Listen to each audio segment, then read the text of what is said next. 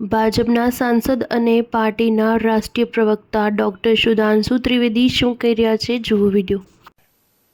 और उनके जैसे व्यक्तित्व जिन्होंने देश के आर्थिक विकास की एक बड़ी नींव रखी, उनको यथोचित सम्मान देने के लिए भारतीय जनता पार्टी और श्री नरेंद्र मोदी जी के नेतृत्व की एनडीए सरकार भी पूर्णतः प्रतिबद्ध है। और इसी के दृष्टिगत कल कैबिनेट ने अपनी बैठक में यह तय किया कि मनमोहन सिंह जी की स्मृति में एक स्मारक और समाधि स्थल बनाया जाएगा और इसमें जो भी प्रक्रियागत समय होगा कांग्रेस पार्टी को यह कन्वे किया गया। कैबिनेट के तुरंत बाद गृह मंत्री आदरणीय अमित शाह जी ने कांग्रेस के अध्यक्ष आदरणीय मल्लिकार्जुन खड़गे जी को यह कन्वे किया कि सरकार स्मारक बनाने के लिए निर्णय ले चुकी है और अब जमीन का अधिग्रहण, ट्रस्ट का बनना और जमीन का ट्रांसफर जैसी प्रक्रियाएं पूर्ण होने के बाद जो समय लगेगा उसके द्वारा यथोचित और यथाशीघ्र यह कार्य किया जाएगा।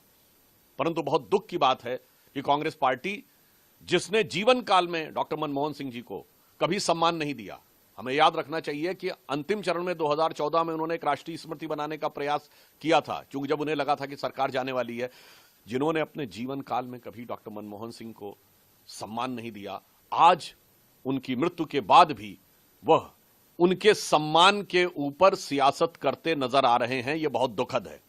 और मैं याद दिलाना चाहता हूं देश को कि डॉक्टर मनमोहन सिंह गांधी नेहरू खानदान के बाहर देश के पहले प्रधानमंत्री थे जिन्होंने 10 वर्ष तक प्रधानमंत्री का पद ग्रहण किया।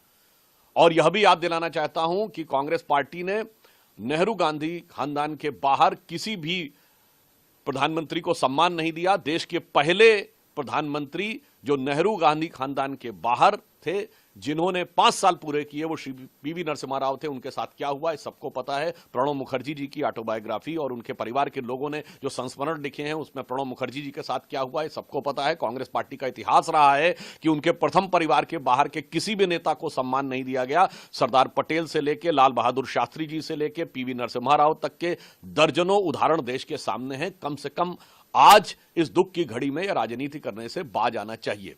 जहां तक हमारी सरकार का प्रश्न है, प्रधानमंत्री श्री मोदी जी की सरकार ने दलगत भावना से ऊपर उठकर सभी नेताओं को सम्मान दिया है। कांग्रेस पार्टी के 3 नेताओं को भारत रत्न दिया है, मदन मोहन मालवीय जी, पीवी नरसिम्हा राव जी और प्रणब मुखर्जी जी। कांग्रेस के अनेक नेताओं को पद्म अवार्ड दिया है, जिसमें एससी जमीर और तरुण गोगोई जी हैं। सरदार पटेल की सबसे ऊंची मूर्ति बनाई है। इससे बहुत स्पष्ट है कि जहां एक तरफ श्री नरेंद्र मोदी जी के नेतृत्व में भारतीय जनता पार्टी और एनडीए की सरकार सभी महानुभावों को, महापुरुषों को जिन्होंने देश में कोई भी योगदान दिया है, उसके प्रति उनको इतिहास में उचित स्थान देने के लिए प्रतिबद्ध है। इसीलिए हमने प्रधानमंत्री संग्रहालय बनाकर देश के सभी प्रधानमंत्रियों को इतिहास में उचित स्थान दिलाने के लिए और उनका सम्मान दिलाने के लिए वह व्यवस्था बनाई है जिसमें अधिकांश कांग्रेस के ही प्रधानमंत्री हैं।